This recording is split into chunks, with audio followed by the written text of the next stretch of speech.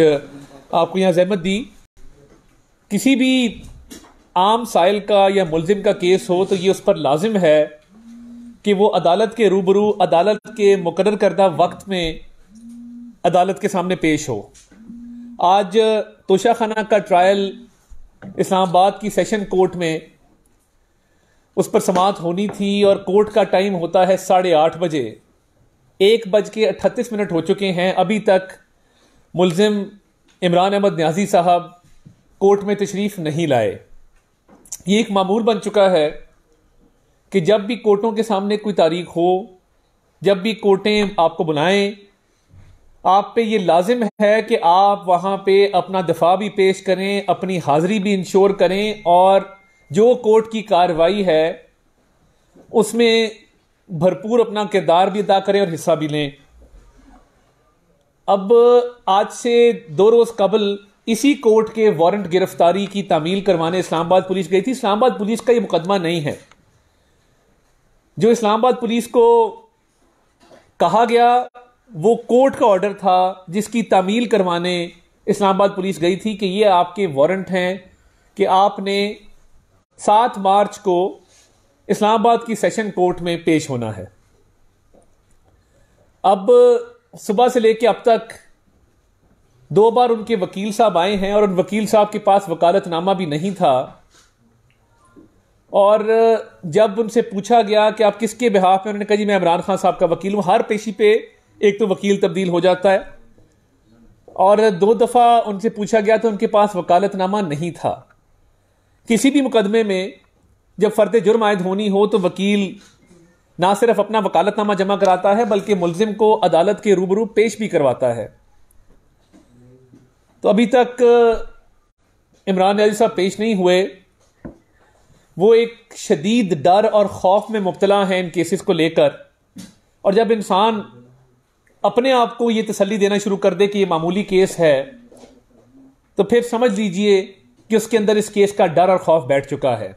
इतवार वाले दिन उन्होंने जो कहा कि मामूली तोशाखाना का केस है, ये मामूली नहीं है। मैं आपकी इतला के लिए अर्ज है और नवीद साहब मैं आपको बताऊं, ये मनी लॉन्ड्रिंग का एक नया तरीका है कि जब आप 1 अरब की घड़ी पहन के जहाज पे चढ़ते हैं तो आपसे कोई नहीं पूछता कि इस घड़ी की क्या मालियत है। जब आप 50 करोड़ के ब्रेसलेट पहन के जहाज पे चढ़ते हैं, कोई इमिग्रेशन, कोई कस्टम्स, कोई कानून आपको पाबंद नहीं करता कि आपने जो चीज पहनी हुई है उसकी कीमत आप डिक्लेयर करें। इमरान न्याजी ने टेक्निकल मनी लॉन्ड्रिंग की और वो इस तरह की कि फरा गोगी जब बाहर जाती थी वो ये तोशाखाना के तहफ़ पहन के जाती थी। इनको इस तरह बेचा गया। हमने अपनी तहकीकात मुकम्मल कर ली। और ये टेक्निकल तरीका क्या है, यानी हुंडी हवाला से ना पैसा आ रहा है ना जा रहा है, ना कोई कैश के बक्से और कैश के जो है वो ब्रीफकेस जा रहे हैं। जा क्या रहा है, खातून टिकट ले रही है या प्राइवेट चार्टर्ड जेट इस्तेमाल कर रही है और अरबों रुपए के, करोड़ों रुपए के जेवरात पहनकर वो जहाज में सवार हो रही है। अब ये उसकी स्वाबदीद है कि वो जिस मुल्क भी जाए वो उस घड़ी को, वो उन ब्रेसलेट्स को, वो उन इयररिंग्स को कितने का बेचती है। जो मनी लॉन्ड्रिंग का एक रिंग चलाया गया वो इस पॉलिसी के तहत चलाया गया जिसमें कानूनी तौर पे इसको पकड़ना इतना आसान नहीं था। महीनों की तहकीकात के बाद यह बात सामने आई है कि जी इमरान न्याजी साहब जिस मुकदमे को मामूली कहते हैं, इसमें अरबों रुपए की चोरी है, अंडर वैल्यूएशन है और वो पैसा ब्लैक मार्केट में उन अशिया को बेच के अपने अकाउंट में भी जमा कराया गया और जाती इस्तेमाल में लाया गया। ये है तोशाखाना का केस।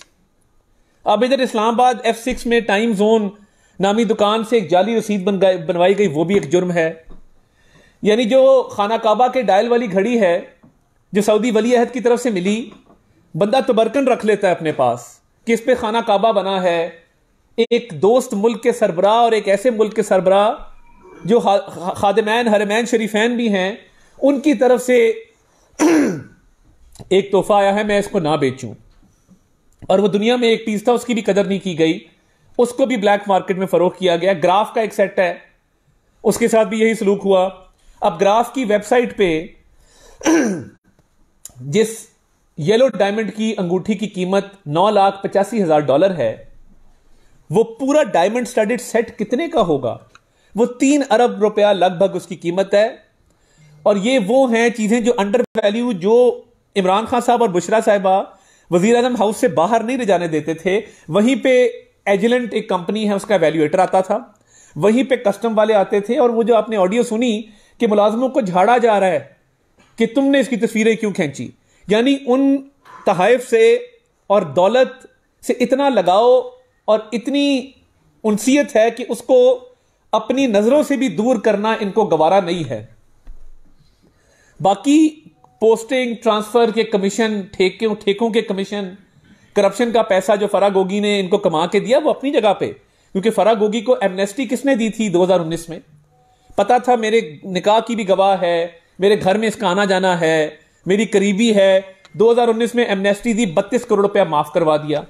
फिर उसके बाद यह सिलसिला शुरू हो गया कि तमाम काला धन इनको ला के दिया जाता था फराह गोगी की तरफ से।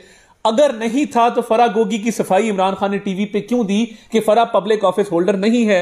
नहीं है तो पाकिस्तान वापस लाया जाए, आके जवाब दे। तो ये अरबों रुपए के डाके, अरबों रुपए की चोरियां, अब फर्द जुर्म आयद होने की बारी आई है तो अदालत से राह फरार इख्तियार की जा रही है, खौफ तारी है। यानी कभी आपने ऐसा देखा है कि अदालती हुक्म की तामील करवाने कोई जाए और बंदा छुप जाए, कुंडियां लगा ले, वॉशरूम में लॉक कर ले अपने आप को और कहे मैं घर पे नहीं हूं? शिबली फराज साहब ने लिख के दिया कि घर पे नहीं है। फिर एक तस्वीर आई कि ये सीढ़ी चढ़ के दिमाग फलांग रहे हैं। भाई अदालत का सामना करें। आपके सियासी मुखालफीन ने अपनी बेटियों का हाथ पकड़ के अदालतों के कटहरों में कई घंटे खड़े होकर जवाब दिए हैं। आपके सियासी मुखालफीन ने अपनी बहनों के साथ अदालतों में पेश होकर कई घंटों जवाब दिए हैं। आपके सियासी मुखालफीन को, मरियम नवाज शरीफ साहिबा को वालिद के सामने दूसरी दफा गिरफ्तार किया गया एक जाली केस में। हम तो अदालतों में जज बशीर की अदालत में रोजाना पेश होते थे। आपको किस बात का डर और खौफ है? आपको यह डर और खौफ है? मैं आपको चैलेंज करता हूं, तोशा खाना की तमाम प्रोसीडिंग लाइव दिखाई जाए। आप अदालत में तो आए, आके पेश तो हो, पता लगे कि आप में कितना दम है। मगर आज अगर आप पेश नहीं होते और अदालत हमें यह हुक्म करती है कि आपको पेश करवाना है, तो हम जो अदालत तारीख देगी उस पर इस बात को यकीनी बनाएंगे कि आप अदालत में पेश हों। क्योंकि एक मेडिकल सर्टिफिकेट आया है, मुझे अब वो समझ नहीं आ रही मैं उसको किस तरह पढ़ूं या मैं उसकी क्या तशरीह करूं। मगर मैं अंग्रेजी जितनी लिखी है, मैं मेडिकल एक्सपर्ट नहीं हूं, वो अंग्रेजी पढ़े देता हूं।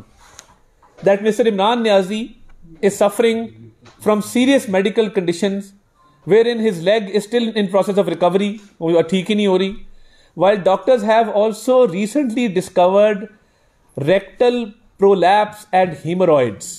Rectal prolapse and hemorrhoids. अब मैं क्या कहूं, वो पाइल्स की उनको शिकायत है और डॉक्टर्स ने कहा है कि लॉन्ग डिस्टेंस ट्रैवल ना करें। जब लॉन में खड़े होकर आप तकरीर फरमाते हैं, जब लॉन्ग डिस्टेंस, अब गिरफ्तारी का खौफ और डर इतना ज्यादा बैठ गया है और अदालत में फर्द जुर्म आयद होने का डर और खौफ इतना बैठ गया है कि अपने आप को लॉक कर लेना, दीवार फलांग के भाग जाना, अपने रुफका को कहना कह दो मैं घर पे नहीं हूं। वो नोटिस से, एक कागज के टुकड़े से इतना ये शख्स डरता है। पूरी कौम के बच्चों को आगे किया हुआ है, अपने आगे ढाल बनाता है, धरने जलसे जुलूस होते हैं उनको आगे खड़ा करता है। और ये आप इतना बहादुर है कि एक तरफ अमेरिका को मुर्द इल्जाम ठहराया रजीम चेंज का, इंटरनेशनल कंस्पिरेसी का, दूसरी तरफ अमेरिकन लॉबियस्ट को पैसे दिए कि अमेरिका से मेरे ताल्लुकात बहाल करवाओ। कभी अमेरिका, कभी बाजवा, कभी बाजवा, कभी अमेरिका। अपना तो पता ही नहीं है ना कि मैंने कोई कभी चोरी भी की थी जिंदगी के अंदर। अब वो कह रहे हैं टांग भी खराब है, पाइल्स की भी शिकायत है और मैं लॉन्ग डिस्टेंस, डॉक्टर ने कहा ट्रैवल ना करें। तो क्या करें फिर? फर्द जुर्म आप पे कैसे आयद होगी? अगर आप कई महीने इसको ताखीर का शिकार करेंगे और आप में इतनी हिम्मत, इतना हौसला, इतना दम ही नहीं है, इतना सा दिल है आपका कि आप घर के लॉन में आना भी गवारा नहीं करते। उसने जब लॉक करके बैठे हैं और लोगों को कहा मैं घर पे नहीं हूं, तो उसके बाद जब बच्चों और औरतों को इकट्ठा कर लिया तो खड़े हो गए कि जी मैं अपने घर की तकरीर, घर के लॉन में तकरीर करूंगा। फर्द जुर्म तो आयद होनी है, मुकदमे तो आगे चलना है। आप रींग के घसीट के फर्द जुर्म लगवाएं या इंसानों की तरह सीना तान के खड़े होकर फर्द जुर्म लगवाएं, यह आपकी मर्जी है। क्योंकि छोटे बच्चों को जब इंजेक्शन लगता है तो बड़ा रोते हैं, बड़ा डरते हैं। तो वो मैंने और राना सनाउल्लाह ने भी इसके लिए एक इंजेक्शन तैयार किया हुआ है। तो ये इसलिए डरता है, इसलिए रोता है, इसलिए चीखें मारता है, इसलिए अपने आप को बंद कर लेता है कि मुझे टीके से बड़ा डर लगता है, मुझे घर से मत निकालो। बड़कियां आप देखेंगे तो बैठ के बैनुल अक़वामी ताकतों को ललकारेगा। बड़कियां आप देखेंगे तो ओए फलां, मैं तुम्हारी ऐसी की तैसी, मैं ये कर दूंगा, मैं वो कर दूंगा। फर्द जुर्म की बारी आती है तो डोर शट है, कुंडियां लगी हुई हैं, दरवाजा डबल लॉक किया हुआ है और बार बार उसको चेक भी करता है। ये ज़हनी तौर पे इतना खौफज़दा है कि बार बार चेक करता है, ये खुल तो नहीं गया। और आप यकीन माने, इससे बुज़दिल, इससे खौफ में मुब्तला लीडर पाकिस्तान की तारीख में नहीं आया। लोगों ने फांसियां भुगती हैं, लोगों ने जानों के नजराने पेश किए हैं, लोगों ने अटक किले बर्दाश्त किए हैं, लोगों ने जिला वतनियां बर्दाश्त की हैं। ये वाहिद सियासी जमात का रहनुमा है जो कभी बेड के नीचे और कभी वॉशरूम में छुपता है कि फर्द जुर्म आयद ना, गिरफ्तारी भी नहीं है, एक नोटिस है। ये जेल जाने से जिन वजूहात की बिना पर डरता है, आप उससे बखूबी वाकिफ हैं, उस पर रोशनी डालने की जरूरत नहीं है। क्योंकि जिंदगी में एक दिन की जेल नहीं है इस लाडले की, और वो इसलिए नहीं है कि कुछ ऐसी मामलात हैं जो शायद जेल में मुमकिन ना हो सकें, और वो मुमकिन ना हुए तो ये बिल्कुल ज़हनी तौर पे ये फारग हो जाएगा ये शख्स। और यही इसके खौफ की वजह है, यही वजह है कि ये अदालतों के अंदर पेश होने से गुरेज़ा और कासिर है।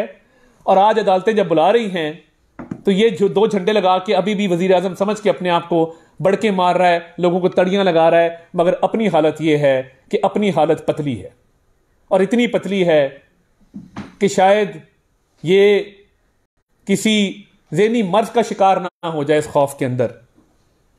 और ये हो रहा है आहिस्ता आहिस्ता। तो ये ऑप्शन आपके पास कोई नहीं है।